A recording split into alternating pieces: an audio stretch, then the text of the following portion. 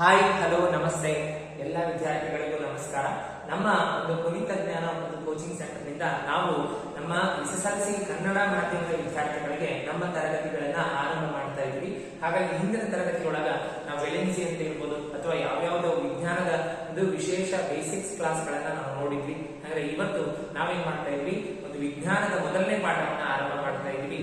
ಎಲ್ಲಾ ಒಂದು ಪ್ರತಿಯೊಂದು ಪಾಠವನ್ನು ಕೂಡ ನಾವು ವಿಶೇಷವಾಗಿ ಪ್ರಯೋಗದ ಮೂಲಕ ನಾವು ಕಲಿತಾ ಹೋಗ್ತೀವಿ. ಹಾಗಾಗಿ ಮೊದಲನೇ ಪಾಠ ಯಾವುದು ಅಂತ ಕೇಳಿದ್ರೆ ರಾಸಾಯನಿಕ ಕ್ರಿಯೆಗಳು ಮತ್ತು ಸಮೀಕರಣಗಳು ಅನ್ನೋ ಪಾಠ.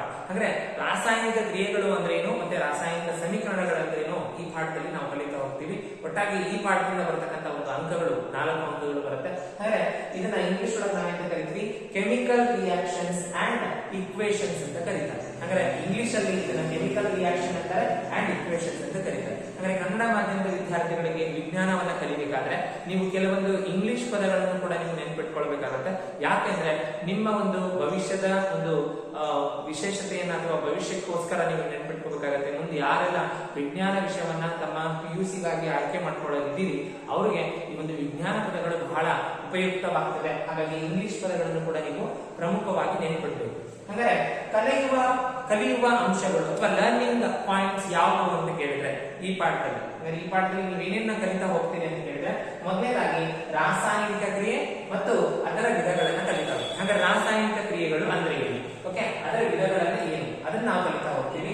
ಎರಡನೇದಾಗಿ ರಾಸಾಯನಿಕ ಸಮೀಕರಣ ಮತ್ತು ಅದರ ಸರಿದೂಗಿಸುವಿಕೆಯನ್ನ ಕಲಿತೀವಿ. ಯಾಕಂದ್ರೆ ನಾವು ರಾಸಾಯನಿಕ ಸಮೀಕರಣಗಳನ್ನ ಬರೆಯೋದು ಹೇಗೆ, ಅವುಗಳನ್ನು ಹೇಗೆ ಬರಿಬೇಕು ಮತ್ತೆ ಅವುಗಳನ್ನ ಸರಿದೂಗಿಸೋದು ಹೇಗೆ, ಸರಿದೂಗಿಸೋಕೆ ಇರ್ತಕ್ಕಂಥ ಕ್ರಮಗಳು ಏನು. ಓಕೆ, ಪುಸ್ತಕವನ್ನ ತೆಗೆದುಕೊಂಡಾಗ ನಾನು ಈಸಿ ಒಂದು ಟ್ರಿಕ್ಸ್ ನ ಮೂಲಕ ನಿಮ್ಗೆ ಏನ್ ಮಾಡ್ತೀನಿ, ಅದರ ಸರಿದೂಗಿಸುವಿಕೆಯನ್ನ ಹೇಳ್ಕೊಡ್ತಾ ಹೋಗ್ತೀನಿ. ಹಾಗೆ ನೆಕ್ಸ್ಟ್ ಬರ್ತಕ್ಕಂಥದ್ದು ಯಾವುದು ಅಂತ ಹೇಳಿದ್ರೆ ಉತ್ಕರ್ಷಣ, ಓಕೆ, ನೆಕ್ಸ್ಟ್ ಬರೋದು ಅಪಕರ್ಷಣ ಮತ್ತೆ ರೆಡಾಕ್ಸ್ ಕ್ರಿಯೆ. ಅಂದ್ರೆ ಆಮ್ಲಜನಕವನ್ನು ಹೊಂದಿರತಕ್ಕಂಥ ಆಧಾರದ ಮೇಲೆ ಆ ಒಂದು ಕ್ರಿಯೆಯನ್ನ ನಾವು ಉತ್ಕರ್ಷಣ ಕ್ರಿಯೆ, ಅಪಕರ್ಷಣ ಕ್ರಿಯೆ ಮತ್ತು ರೆಡಾಕ್ಸ್ ಕ್ರಿಯೆಗಳನ್ನಾಗಿ ಏನ್ ಮಾಡ್ತೀವಿ, ವಿಭಜಿಸಿದ್ವಿ ಅಥವಾ ವಿಶೇಷ ಭಾಗಗಳನ್ನಾಗಿ ಮಾಡಿದ್ವಿ. ಹಾಗೆ ಕೊನೆಯದಾಗಿ ಬರ್ತಕ್ಕಂಥದ್ದು ಯಾವುದು ಅಂತ ಹೇಳಿದ್ರೆ ನಶಿಸುವಿಕೆ ಅಂತ ಕರಿತೀವಿ. ಕನ್ನಡದಲ್ಲಿ ಇನ್ನೂ ಒಂದು ಅಕ್ಷರದಲ್ಲಿ ಸಂಕ್ಷಾರಣ ಅಂತ ಕರೀತಾರೆ. ಹಾಗೆ ಕೊನೆಯದಾಗಿ ಬರ್ತಕ್ಕಂಥದ್ದು ಕಮಟುವಿಕೆ. ಅಂದ್ರೆ ಈ ಒಂದು ಪಾಠದಲ್ಲಿ ಕಲಿತಕ್ಕಂಥ ವಿಶೇಷ ಅಂಶಗಳು ಇವು.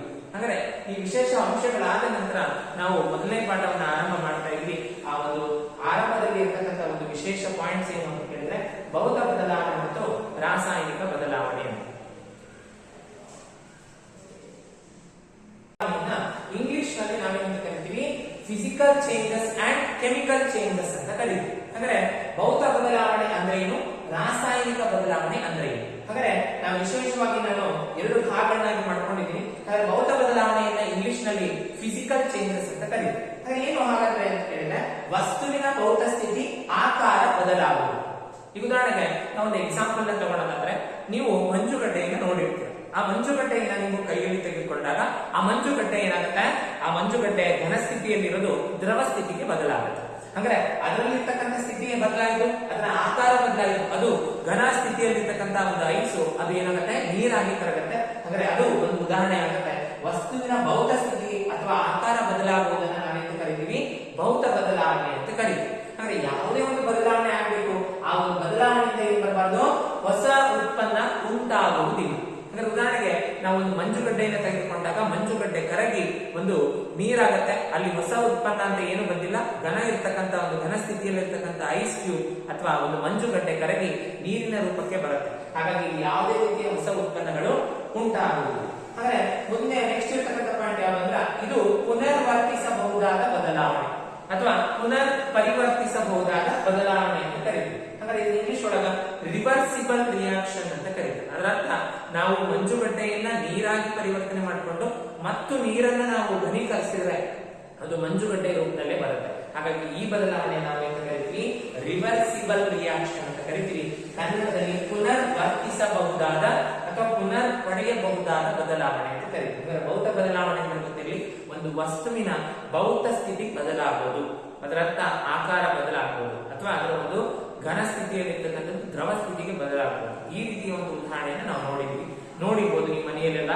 ಈ ಮಂಜುಗಡ್ಡೆ ಸಡನ್ ಆಗಿ ನಿಮ್ಮ ಕೈಯಲ್ಲಿ ಇದ್ದಾಗ ಆ ಮಂಜುಗಡ್ಡೆ ಕರಗಿ ನೀರಾಗುತ್ತೆ. ಅದು ಉದಾಹರಣೆ ಯಾವುದಕ್ಕೆ, ಭೌತ ಬದಲಾವಣೆ. ಅಥವಾ ನಾವೊಂದು ಪೇಪರ್ ನ ತಗೊಂಡಾಗ ಅಥವಾ ನಾವು ಇದೇ ಒಂದು ಡಸ್ಟರ್ ನ ತಗೊಂಡಿದೀವಿ, ಅಂದ್ರೆ ಇದನ್ನ ನಾವೇನಾದ್ರೂ ಕಟ್ ಮಾಡಿದ್ವಿ ಅಂದ್ರೆ, ಈ ಡಸ್ಟರ್ ನ ನಾವೇನಾದ್ರೂ ಕಟ್ ಮಾಡಿದ್ವಿ ಅಂದ್ರೆ ಆ ಕಟ್ ಆಗಿರೋ ಪೀಸ್ ಅನ್ನ ನಾವು ಭೌತ ಬದಲಾವಣೆ ಹಾಗಾದ್ರೆ ಇದೇ ಒಂದು ಚಾಪೀಸ್ ನ ತೆಗೆದುಕೊಂಡಾಗ ಚಾಪೀಸ್ ನ ನಾವು ಮುರಿದು 2 ತುಂಡುಗಳನ್ನ ಮಾಡಿದೀವಿ. ಇದನ್ನ ಭೌತ ಬದಲಾವಣೆ ಅಂತ ಕರೀತೀವಿ. ಯಾವುದೇ ಒಂದು ಪೇಪರ್ ನ ತಗೊಂಡು ನೀವು ಕಟ್ ಮಾಡಿದ್ರಿ ಅಂದ್ರೆ ಅದನ್ನು ಕೂಡ ಭೌತ ಬದಲಾವಣೆ ಅಂತ ಕರಿತೀವಿ. ಯಾಕಂದ್ರೆ ಅದರ ಆಕಾರದಲ್ಲಿ ಬದಲಾವಣೆ ಆಗುತ್ತೆ. ಹಾಗಾದ್ರೆ ಇದನ್ನ ಭೌತ ಬದಲಾವಣೆ ಅಂತ ಕರೀತೀವಿ. ಹಾಗಾದ್ರೆ ನೆಕ್ಸ್ಟ್ ಬರ್ತಕ್ಕಂಥದ್ದು ಯಾವುದು ಅಂತ ಕೇಳಿದ್ರೆ ರಾಸಾಯನಿಕ ಬದಲಾವಣೆ. ಇದು ಬಹಳ ಇಂಪಾರ್ಟೆಂಟ್. ಈ ಒಂದು ರಾಸಾಯನಿಕ ಬದಲಾವಣೆ ಏನಿದೆ ನಿಮಗೆ ರಾಸಾಯನಿಕ ಕ್ರಿಯೆಯಾಗಿ ಬದಲಾಗುತ್ತೆ. ಅಂದ್ರೆ ಅದರ ಅರ್ಥ ಏನು? ವಸ್ತುವಿನ ಭೌತ ಸ್ಥಿತಿ ಸಂಪೂರ್ಣ ಬದಲಾಗುವ ಬದಲಾವಣೆ. ವಸ್ತುವಿನ ಭೌತ ಸ್ಥಿತಿ ಸಂಪೂರ್ಣವಾಗಿ ಬದಲಾಗುತ್ತೆ. ಅದರ ಭೌತ ಸ್ಥಿತಿ ಘನ ಇರ್ಬೋದು, ದ್ರವ ಇರ್ಬೋದು ಅಥವಾ ಅನಿಲ ಇರ್ಬೋದು, ಅದರ ಪೂರ್ತಿ ಸ್ಥಿತಿ ಬದಲಾಗುತ್ತೆ. ಜೊತೆಗೆ ಸ್ಥಿತಿ, ಆಕಾರ, ಬಣ್ಣ ಬದಲಾಗುತ್ತೆ. ಉದಾಹರಣೆಗೆ ನಾವು ನೋಡಿದಾಗ ಕೆಲವೊಂದು ನಾವು ನಿಮ್ಗೆ ಉದಾಹರಣೆಯನ್ನು ತೋರಿಸ್ತಾ ಹೋಗ್ತೀವಿ. ಓಕೆ, ಪ್ರಯೋಗದ ಮೂಲಕ ಅದನ್ನು ನೋಡಿದ್ರೆ ನಿಮ್ಗೆ ಗೊತ್ತಾಗುತ್ತೆ. ಹಾಗೆ ಹೊಸ ಉತ್ಪನ್ನಗಳು ಉಂಟಾಗುತ್ತವೆ. ಓಕೆ, ಅಂದ್ರೆ ಹೊಸ ಉತ್ಪನ್ನಗಳು ಯಾವಾಗ ಉಂಟಾಗುತ್ತೆ? ಈ ಉದಾಹರಣೆಗೆ ನಾವು ಒಂದು ಪೇಪರ್ ನ ತೆಗೆದುಕೊಂಡಾಗ ಪೇಪರ್ ನಾವು ಸುಟ್ಟಾಗ ಓಕೆ ಅದರಿಂದ ಬರ್ತಕ್ಕಂಥ ಉತ್ಪನ್ನ ಒಂದು ಬೂದಿ. ಹಾಗಾದ್ರೆ ಪೇಪರ್ ಇರ್ತಕ್ಕಂಥ ಸ್ಥಿತಿ ಬದಲಾಯಿತು, ಹೊಸ ಉತ್ಪನ್ನ ಬೂದಿಯಾಗಿ ಬಂತು. ಉದಾಹರಣೆಗೆ ಹಾಲು ಮೊಸರಾಗುವುದು. ಹಾಲನ್ನ ನೀವು ತಗೊಂಡಾಗ ಹಾಲು ಮೊಸರಾಗಿ ಪರಿವರ್ತನೆ ಆಗುತ್ತೆ. ಆ ಮೊಸರಿನಿಂದ ಪುನರಾಗಿ ಹಾಲನ್ನ ಪಡೆಯಲಿಕ್ಕೆ ಸಾಧ್ಯ ಇದೆ. ಹಾಗಾದ್ರೆ ಈ ಒಂದು ಬದಲಾವಣೆಗಳು ಪುನರ್ ಪರಿವರ್ತಿಸಲಾಗದ ಬದಲಾವಣೆ. ಅದರರ್ಥ ಇರ್ರಿವರ್ಸಿಬಲ್ ರಿಯಾಕ್ಷನ್ ಅಂತ ಕರೀತೀವಿ. ಈ ಬದಲಾವಣೆ ಒಂದು ಸಾರಿ ಆಯಿತು ಅಂದ್ರೆ ಈ ಬದಲಾವಣೆಯನ್ನ ಮತ್ತೆ ಪುನರ್ ಪಡೆಯಲಿಕ್ಕೆ ಸಾಧ್ಯ ಇಲ್ಲ. ಉದಾಹರಣೆಗೆ ಒಂದು ಕಾಯಿ ಹಣ್ಣಾಗಿ ಪರಿವರ್ತನೆ ಆಗುತ್ತೆ, ಮಾವಿನಕಾಯಿ ಮಾವಿನ ಹಣ್ಣಾಗಿ ಪರಿವರ್ತನೆ ಆಗೋದಿರ್ಬೋದು. ಓಕೆ, ಹಾಲು ಮೊಸರಾಗಿ ಪರಿವರ್ತನೆ ಆಗೋದಿರ್ಬೋದು, ಅಥವಾ ಒಂದು ಮೇಣದ ಬತ್ತಿ ಕರಗಿ ನೀರಾಗಿ ಅದರಿಂದ ಬಿಡುಗಡೆ ಆಗ್ತಕ್ಕಂಥ ಒಂದು ಅನಿಲ ಇರ್ಬೋದು. ಹಾಗಾದ್ರೆ ಇಲ್ಲಿ ಮೇಣದ ಬತ್ತಿಯನ್ನ ಉದಾಹರಣೆಯಾಗಿ ತಗೊಂಡಾಗ ಮೇಣದ ಬತ್ತಿ ನಾವು ಈಗ ಮೇಣದ ಬತ್ತಿಯನ್ನ ಹೊತ್ತಿಸಿದಾಗ ಆ ಮೇಣದ ಬತ್ತಿ ಉರಿತಾ ಇರುತ್ತೆ. ಹಾಗಾದ್ರೆ ಇದರಲ್ಲಿ 2 ಬದಲಾವಣೆಗಳಾಗುತ್ತೆ. ಮೇಣದ ಬತ್ತಿ ಭೌತ ಬದಲಾವಣೆಗೂ ಉದಾಹರಣೆ ಆಗುತ್ತೆ, ರಾಸಾಯನಿಕ ಬದಲಾವಣೆಗೂ ಕೂಡ ಉದಾಹರಣೆ ಆಗುತ್ತೆ. ಇದನ್ನ ನಾವು ಪ್ರಯೋಗದ ಮೂಲಕ ನೋಡ್ತೀವಿ. ಹಾಗಾದ್ರೆ ಮೆಗ್ನೀಷಿಯಂ ರಿಬ್ಬನ್ ಅನ್ನ ಅಥವಾ ಮೆಗ್ನೀಷಿಯಂ ತಂತಿಯನ್ನ ನಾವು ಗಾಳಿಯ ಸಹಾಯದಿಂದ ಉರಿಸಿದಾಗ ಅದು ಮೆಗ್ನೀಷಿಯಂ ರಿಬ್ಬನ್ ಮೆಗ್ನೀಷಿಯಂ ಆಕ್ಸೈಡ್ ಅನ್ನೋ ಒಂದು ಬೂದಿಯ ರೂಪದಲ್ಲಿ ಬದಲಾಗುತ್ತೆ. ಹಾಗಾದ್ರೆ ಆ ಮ್ಯಾಗ್ನೀಷಿಯಂ ರಿಬ್ಬನ್ ಹೇಗೆ ಉಂಟಾಗುತ್ತೆ ಅನ್ನೋದನ್ನ ನಾವು ಪ್ರಯೋಗದಲ್ಲಿ ನೋಡ್ತಾ ಹೋಗೋಣ. ಆ ಪ್ರಯೋಗವನ್ನ ನಾನು ನಿಮಗೆ ತಿಳಿಸ್ತಾ ಹೋಗ್ತೀನಿ. ಅದಾದ್ಮೇಲೆ ಒಂದು ಮೇಣದ ಬತ್ತಿಯನ್ನು ಉರಿಸಿದಾಗ ಮೇಣದ ಬತ್ತಿ ಹೇಗೆ ಜ್ವಲಿಸುತ್ತೆ, ಅದನ್ನ ಯಾವ ಬದಲಾವಣೆ ಎಂದು ಕರಿತೀವಿ ಅನ್ನೋದನ್ನ ನಾನು ಪ್ರಾಯೋಗಿಕವಾಗಿ ನಿಮಗೆ ತೋರಿಸ್ತಾ ಹೋಗ್ತೀನಿ. ಅಂದ್ರೆ ಇವತ್ತಿನ ಒಂದು ಕಾನ್ಸೆಪ್ಟ್ ಅಲ್ಲಿ ನಾವು 2 ಬದಲಾವಣೆಗಳನ್ನು ನೋಡಿದೀವಿ. ಒಂದು ಭೌತ ಬದಲಾವಣೆ, ಇನ್ನೊಂದು ರಾಸಾಯನಿಕ ಬದಲಾವಣೆ. ಭೌತ ಬದಲಾವಣೆಯಲ್ಲಿ ಯಾವುದೇ ಉತ್ಪನ್ನಗಳು ಹೊಸ ಉತ್ಪನ್ನಗಳು ಉಂಟಾಗುವುದಿಲ್ಲ. ಜೊತೆಗೆ ಇದು ಪುನರ್ ಪರಿವರ್ತಿಸಬಹುದಾದ ಕ್ರಿಯೆ ಅಥವಾ ಬದಲಾವಣೆ. ಅದನ್ನ ಇಂಗ್ಲಿಷ್ ಒಳಗ ರಿವರ್ಸಿಬಲ್ ರಿಯಾಕ್ಷನ್ ಅಂತೀವಿ. ಅಂದ್ರೆ ರಾಸಾಯನಿಕ ಬದಲಾವಣೆ ಅಂದ್ರೆ ಹೊಸ ಉತ್ಪನ್ನಗಳು ಉಂಟಾಗುವ ಕ್ರಿಯೆಗೆ ನಾವೇನು ಕರಿತೀವಿ? ರಾಸಾಯನಿಕ ಬದಲಾವಣೆ ಅಂತ ಕರಿತೀವಿ. ಇದು ಪುನರ್ ವರ್ತಿಸಬಹುದಾದ ಪುನರ್ ಪಡೆಯಬಹುದಾದ ಬದಲಾವಣೆ ಅಲ್ಲ. ಓಕೆ, ಹಾಗಾಗಿ ಇರ್ರಿವರ್ಸಿಬಲ್ ಅಂತ ಕರಿತೀವಿ. ಇದು ಆ ರೀತಿ ಉತ್ಪನ್ನಗಳನ್ನ ನಾವು ಪಡೆದಿರ್ತೀವಿ. ಆ ಉತ್ಪನ್ನದಿಂದ ನಾವು ಹೊಸ ಉತ್ಪನ್ನಗಳನ್ನ ಪಡೆಯಲಿಕ್ಕೆ ಅಥವಾ ಒಂದು ನೈಜವಾದ ವಸ್ತುವನ್ನು ಪಡೆಯಲಿಕ್ಕೆ ಸಾಧ್ಯವಿಲ್ಲ. ಉದಾಹರಣೆಗೆ ಮೊಸರನ್ನ ತೆಗೆದುಕೊಂಡು ಮೊಸರಿನಿಂದ ಮತ್ತೆ ಹಾಲನ್ನ ತಯಾರು ಮಾಡಲಿಕ್ಕೆ ಸಾಧ್ಯ ಇಲ್ಲ. ಆಹಾರ ಬೆಂದಂತ ಆಹಾರವನ್ನ ಮತ್ತೆ ನಾವು ಮೂಲ ಸ್ಥಿತಿಗೆ ಪಡೆಯಲಿಕ್ಕೆ ಸಾಧ್ಯವಿಲ್ಲ. ಓಕೆ, ಹಣ್ಣಾಗಿರೋ ಮಾವಿನ ಹಣ್ಣನ್ನ ಮತ್ತೆ ಕಾಯಿ ರೂಪದಲ್ಲಿ ಪಡೆಯಲಿಕ್ಕೆ ಸಾಧ್ಯವಿಲ್ಲ. ಹೀಗೆ ಅನೇಕ ಬದಲಾವಣೆಗಳು ಜರುಗುತ್ತದೆ ನಮ್ಮ ಸುತ್ತಮುತ್ತ ಕಾಣಿಸಿದ ನಾವು ಎಂತ ಕರಿತೀವಿ? ರಾಸಾಯನಿಕ ಬದಲಾವಣೆಗಳು ಅಂತ ರಾಸಾಯನಿಕ ಕ್ರಿಯೆಗಳು ಅಂತ ಕರೀತೀವಿ. ಅಂದ್ರೆ ಇಂಗ್ಲಿಷ್ ಒಳಗ ಕೆಮಿಕಲ್ ರಿಯಾಕ್ಷನ್ಸ್ ಅಂತ ಕರೀತೀವಿ. ಅಂದ್ರೆ ನಾವು ಭೌತ ಬದಲಾವಣೆ ಮತ್ತು ರಾಸಾಯನಿಕ ಬದಲಾವಣೆ ಅಂತ ಏನು ಸಂಪೂರ್ಣವಾಗಿ ನೋಡಿದೀವಿ. ಅದರ ಉದಾಹರಣೆಯನ್ನು ಕೂಡ ನೋಡಿದೀವಿ. ಅಂದ್ರೆ ರಾಸಾಯನಿಕ ಕ್ರಿಯೆಗಳು ಅಂದ್ರೆ ಏನು ಅಂದ್ರೆ ರಾಸಾಯನಿಕ ಬದಲಾವಣೆಯನ್ನೇ ನಾವು ರಾಸಾಯನಿಕ ಕ್ರಿಯೆಗಳು ಅಂತ ಕರೀಬಹುದು. ಅಂದ್ರೆ ಯಾವ್ಯಾವ ರಾಸಾಯನಿಕ ಬದಲಾವಣೆಗಳು ಆಗುತ್ತೋ ಅದನ್ನೆಲ್ಲದೂ ಕೂಡ ನಾವೇನು ಕರಿತೀವಿ? ರಾಸಾಯನಿಕ ಕ್ರಿಯೆಗಳು ಅಂತ ಕರೀತೀವಿ. ಅಂದ್ರೆ ಅದರಲ್ಲಿ ಮೊದಲನೇದಾಗಿ ಉದಾಹರಣೆ ತಗೊಂಡಿದ್ದೀವಿ. ಹಾಲು ಮೊಸರಾಗುವುದು ಅಂತ. ಅಂದ್ರೆ ಹಾಲು ಮೊಸರಾಗಿ ಪರಿವರ್ತನೆ ಆಯಿತು ಅಂದ್ರೆ ಅದರಲ್ಲಿ ರಾಸಾಯನಿಕ ಕ್ರಿಯೆ ನಡೆದಿದೆ. ನೀವು ನೋಡಬಹುದು ಹಾಲು ಮೊಸರಾಗಿದೆ ಅಂದ್ರೆ ಇದು ಪುನರ್ ವರ್ತಿಸಬಹುದಾದ ಅಥವಾ ಇರ್ರಿವರ್ಸಿಬಲ್ ರಿಯಾಕ್ಷನ್ ಇದೆ. ಪುನರ್ ಪಡೆಯಬಹುದಾದಂತ ಒಂದು ಏನೋ ಸ್ಥಿತಿ ಅಲ್ಲ ಇದು. ನೀವು ಹಾಲು ಮೊಸರಾಯಿತು ಅಂದ್ರೆ ಮೊಸರಿಂದ ಮತ್ತೆ ಹಾಲನ್ನ ತಯಾರು ಮಾಡಲಿಕ್ಕೆ ಸಾಧ್ಯ ಇಲ್ಲ. ಅಂದ್ರೆ ನೆಕ್ಸ್ಟ್ ಕಾಯಿ ಹಣ್ಣಾಗಿ ಪರಿವರ್ತನೆ ಆಗುವುದು. ಕಾಯಿ ಇರೋದು ಅಥವಾ ಉದಾಹರಣೆಗೆ ನೀವು ಮಾವಿನಕಾಯಿನ ತಗೊಂಡಾಗ ಮಾವಿನಕಾಯಿ ಹಣ್ಣಾಗಿ ಪರಿವರ್ತನೆ ಆಯಿತು ಅಂದ್ರೆ ಅದು ಕೂಡ ರಾಸಾಯನಿಕ ಕ್ರಿಯೆಗೆ ಉದಾಹರಣೆ ಆಗುತ್ತೆ. ಅಲ್ಲಿ ನಡೀತಕ್ಕಂಥದ್ದು ರಾಸಾಯನಿಕ ಬದಲಾವಣೆ. ಹಾಗಾಗಿ ನಾವು ಇಲ್ಲಿ ಲೈನ್ ಕೊಟ್ಬಿಟ್ಟಿದ್ದೀವಿ. ರಾಸಾಯನಿಕ ಬದಲಾವಣೆಯನ್ನೇ ನಾವು ಎಂತ ಕರಿತೀವಿ? ರಾಸಾಯನಿಕ ಕ್ರಿಯೆಗಳು ಅಂತ ಕರಿತೀವಿ. ನೆಕ್ಸ್ಟ್ ಬರೋದು ಯಾವುದು ಅಂದ್ರೆ ಆಹಾರ ಬೇಯಿಸುವುದು ಅಂತ ಕರಿತೀವಿ. ಅಂದ್ರೆ ಆಹಾರವನ್ನ ಬೇಯಿಸಿದಾಗ ಆಹಾರದ ಒಂದು ಸ್ಥಿತಿ ಬದಲಾಗುತ್ತೆ. ಜೊತೆಗೆ ಉದಾಹರಣೆಗೆ ನೀವು ಅಕ್ಕಿಯನ್ನು ತಗೊಂಡ್ರೆ ಅಂದ್ರೆ ಅಕ್ಕಿ ಅನ್ನವಾಗಿ ಪರಿವರ್ತನೆ ಆಗುತ್ತೆ. ಹಾಗಾದ್ರೆ ಅನ್ನದಿಂದ ಮತ್ತೆ ಅಕ್ಕಿ ಅಕ್ಕಿಯನ್ನ ಸೃಷ್ಟಿ ಮಾಡ್ಲಿಕ್ಕೆ ಸಾಧ್ಯ ಇಲ್ಲ. ನೆಕ್ಸ್ಟ್ ಇರೋದು ಯಾವುದು ಅಂತ ಕೇಳಿದ್ರೆ ದ್ರಾಕ್ಷಿ ಹುಳಿಯಾಗುವುದು ಅಂತ ಕರೀತೀವಿ. ಅಂದ್ರೆ ದ್ರಾಕ್ಷಿ ಏನಾಗೋದು ಹುಳಿ ಆಗುವುದು. ಆ ಹುಳಿ ಆಯ್ತು ಅಂದ್ರೆ ದ್ರಾಕ್ಷಿಯನ್ನ ನೀವು ಮತ್ತೆ ಒರಿಜಿನಲ್ ದ್ರಾಕ್ಷಿನ ಅಥವಾ ಒಂದು ಮೂಲ ದ್ರಾಕ್ಷಿಯನ್ನ ಪಡೆಯಲಿಕ್ಕೆ ಸಾಧ್ಯ ಇಲ್ಲ. ಹಾಗಾಗಿ ಅದಕ್ಕೆ ಹುದುಗುವಿಕೆ ಅಂತ ಕರೀತಾರೆ. ಇಂಗ್ಲಿಷ್ ಅಲ್ಲಿ ಫರ್ಮೆಂಟೇಶನ್ ಅಂತ ಕರೀತೀವಿ. ಅಂದ್ರೆ ದ್ರಾಕ್ಷಿ ಹುಳಿ ಆಗುವುದನ್ನ ನಾವೇಂತ ಕರಿತೀವಿ, ಫರ್ಮೆಂಟೇಶನ್ ಅಂತ ಕರಿತೀವಿ. ನೆಕ್ಸ್ಟ್ ಬರೋದು ಯಾವುದು ಅಂದ್ರೆ ಆಹಾರ ಜೀರ್ಣವಾಗುವುದು. ಅಂದ್ರೆ ನಾವು ತೆಗೆದುಕೊಂಡಂತ ಆಹಾರ ನಮ್ಮ ದೇಹದ ಭಾಗದಲ್ಲಿ ಜೀರ್ಣಾಂಗ ವ್ಯೂಹಕ್ಕೆ ಹೋಗಿ ಆಹಾರ ಜೀರ್ಣವಾಗುವುದು ಕೂಡ ನಮಗೇನಾಗುತ್ತೆ, ರಾಸಾಯನಿಕ ಕ್ರಿಯೆ ಅಂತ ಕರೀತೀವಿ. ಅಂದ್ರೆ ಇಲ್ಲಿ ಉಂಟಾಗ್ತಕ್ಕಂಥದ್ದೇನೋ ರಾಸಾಯನಿಕ ಬದಲಾವಣೆ. ಆ ರಾಸಾಯನಿಕ ಬದಲಾವಣೆಯನ್ನು ನಾವು ಅಂತ ಕರಿತೀವಿ ರಾಸಾಯನಿಕ ಕ್ರಿಯೆಗಳು ಅಂತ ಕರಿತೀವಿ. ಅಂದ್ರೆ ನಾವು ರಾಸಾಯನಿಕ ಕ್ರಿಯೆಗಳಲ್ಲಿ ಹೊಸ ಉತ್ಪನ್ನಗಳು ಉಂಟಾಗುತ್ತವೆ ಅಂತ ನಾವು ಮೊದಲನೇದಾಗಿ ಪಾಯಿಂಟ್ಸ್ ಅಲ್ಲಿ ಹೇಳಿದ್ವಿ. ಅಂದ್ರೆ ರಾಸಾಯನಿಕ ಕ್ರಿಯೆ ನಡೆದಾಗ ಒಂದು ಹೊಸ ಹೊಸ ಉತ್ಪನ್ನಗಳು ಉಂಟಾಗ್ತದೆ. ಉದಾಹರಣೆಯನ್ನು ತಗೊಂಡಾಗ ನಿಮ್ಮ ಪಠ್ಯ ಪುಸ್ತಕದಲ್ಲಿ ಕೊಟ್ಟಿರ್ತಕ್ಕಂಥ ಒಂದು ಪ್ರಮುಖ ಪ್ರಯೋಗ ಇದೆ.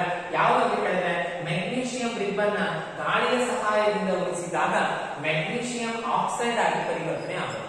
ಓಕೆ, ಇದನ್ನ ನಾನು ನಿಮಗೆ ರಿಯಾಕ್ಷನ್ ಮಾಡಿ ಆ ಒಂದು ಪ್ರಯೋಗವನ್ನು ಮಾಡಿ ನಾನು ತೋರಿಸ್ತೀನಿ. ಅಂದ್ರೆ ಮ್ಯಾಗ್ನೀಷಿಯಂ ರಿಬ್ಬನ್ ಸುಟ್ಟಾಗ ಗಾಳಿಯಲ್ಲಿ ಪ್ರಮುಖವಾಗಿ ಗಾಳಿಯಲ್ಲಿರ್ತಕ್ಕಂಥ ಆಮ್ಲಜನಕ ಜೊತೆಗೆ ವರ್ತಿಸಿ ಅದೇನಾಗುತ್ತೆ, ಒಂದು ಪ್ರಕಾಶಮಾನವಾದ ಬಿಳಿಯ ಜ್ವಾಲೆಯ ರೂಪದಲ್ಲಿ ವೃತ್ತಿ ಉರಿಯುತ್ತದೆ. ಹಾಗಾಗಿ ಅದು ಏನಾಗುತ್ತೆ, ಮೆಗ್ನೀಷಿಯಂ ಆಕ್ಸೈಡ್ ರೂಪದಲ್ಲಿ ಅಥವಾ ಬೂದಿಯ ರೂಪದಲ್ಲಿ ನಾವು ಮೆಗ್ನೀಷಿಯಂ ದೊರೆಯುತ್ತದೆ. ಇದನ್ನು ನಾವೇನು ಕರೀಬಹುದು, ರಾಸಾಯನಿಕ ಕ್ರಿಯೆ ಅಂತ ಕರೀಬಹುದು. ಹಾಗಾಗಿ ನಾವು ಕೆಲವೊಂದು ಉದಾಹರಣೆಗಳನ್ನು ನೋಡ್ತಾ ಹೋಗ್ತೀವಿ.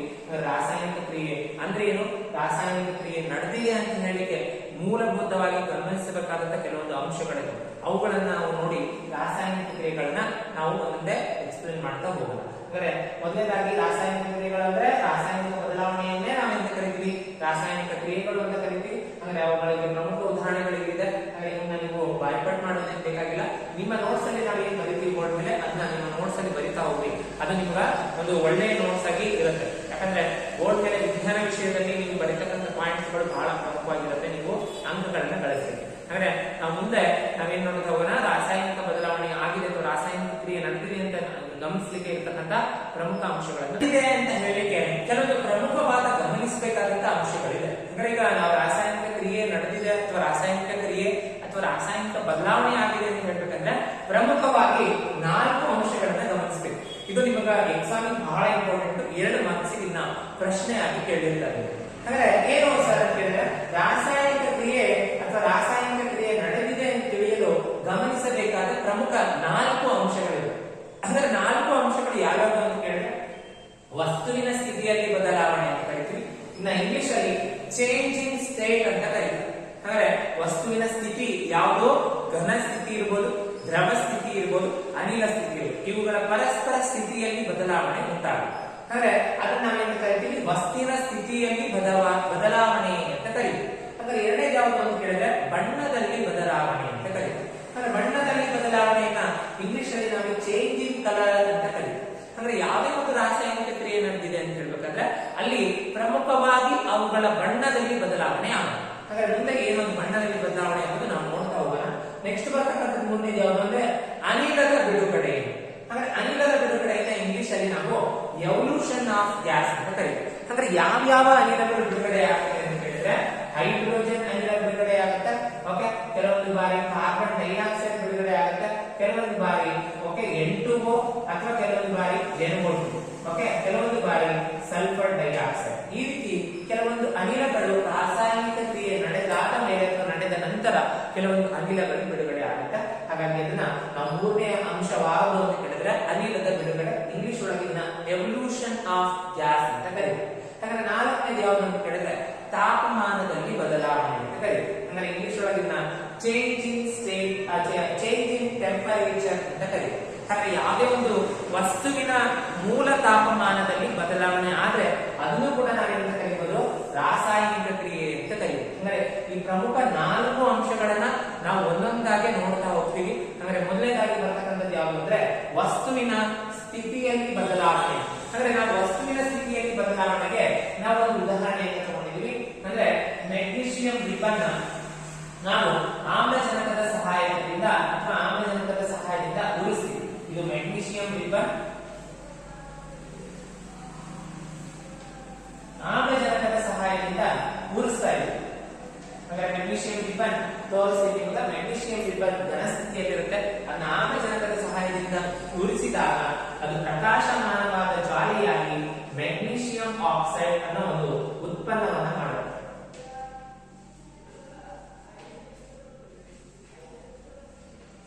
ಮೆಗ್ನೀಷಿಯಂ ಆಕ್ಸೈಡ್ ಅಂತ ಹೇಳ್ತೀವಿ. ಇದು ಒಂದು ಬೂದಿಯ ರೂಪದಲ್ಲಿ ನಮಗೆ ಸಿಗುತ್ತೆ. ಹಾಗಾಗಿ ಇಲ್ಲಿ ಮೊದಲನೇದಾಗಿ ವಸ್ತುವಿನ ಸ್ಥಿತಿಯಲ್ಲಿ ಬದಲಾವಣೆ ಆಯಿತು ಅಂತ ಹೇಳ್ಬೋದು. ಇದನ್ನ ನಾವು ಪ್ರಯೋಗದ ರೂಪದಲ್ಲಿ ನಾವು ನೋಡ್ತಾ ಹೋಗೋಣ. ಆ ಪ್ರಯೋಗವನ್ನ ನಾನು ನಿಮಗೆ ವಿವರಿಸ್ತೀನಿ. ಅಂದ್ರೆ ಮೆಗ್ನೀಷಿಯಂ ರಿಬ್ಬನ್ ಓಕೆ ಗಾಳಿಯ ಸಹಾಯದಿಂದ ಉರಿಸಿದಾಗ ಆ ಒಂದು ಮೆಗ್ನೀಷಿಯಂ ರಿಬ್ಬನ್ ಮ್ಯಾಗ್ನೀಷಿಯಂ ಆಕ್ಸೈಡ್ ಆಗಿ ಪರಿವರ್ತನೆ ಆಗುತ್ತೆ. ಆದರೆ ಈ ಒಂದು ಭಾಗದಲ್ಲಿ ಕೇಳತಕ್ಕಂತ ಒಂದು ಪ್ರಶ್ನೆ, ಮೆಗ್ನೀಷಿಯಂ ರಿಬ್ಬನ್ ಅನ್ನ ನಾವು ಪ್ರಯೋಗದ ಮೊದಲು ಒಂದು ಮರಳು ಕಾಗದ ಅಥವಾ ಸ್ಯಾಂಡ್ ಪೇಪರ್ ಇಂದ ಉಜ್ತೀವಿ ಅಥವಾ ಮರಳು ಕಾಗದ ಸಹಾಯದಿಂದ ಉಜ್ತೀವಿ. ಯಾಕೆ ಅಂತ ಕೇಳ್ತಾರೆ. ಅಂದ್ರೆ ಯಾಕೆ ಮ್ಯಾಗ್ನೀಷಿಯಂ ರಿಬ್ಬನ್ ನ ಪ್ರಯೋಗದ ಮೊದಲು ಮ್ಯಾಗ್ನೀಷಿಯಂ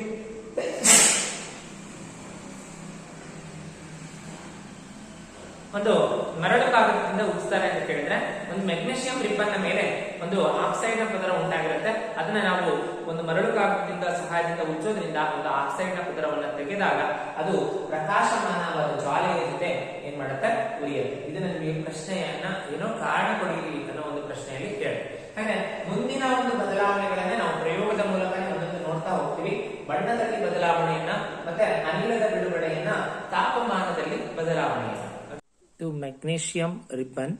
ಇದು ತನ್ನ ಮೇಲೆ ಆಕ್ಸೈಡ್ ಪದರನ್ನು ಹೊಂದಿದೆ. ಇದನ್ನ ನಾವು ಗಾಳಿಯ ಸಹಾಯದಿಂದ ಉರಿಸಿದಾಗ ಪ್ರಕಾಶಮಾನವಾದ ಬೆಳಕಿನ ರೂಪದಲ್ಲಿ ಮ್ಯಾಗ್ನೀಷಿಯಂ ಆಕ್ಸೈಡ್ ಆಗಿ ಪರಿವರ್ತನೆ ಆಗುತ್ತದೆ.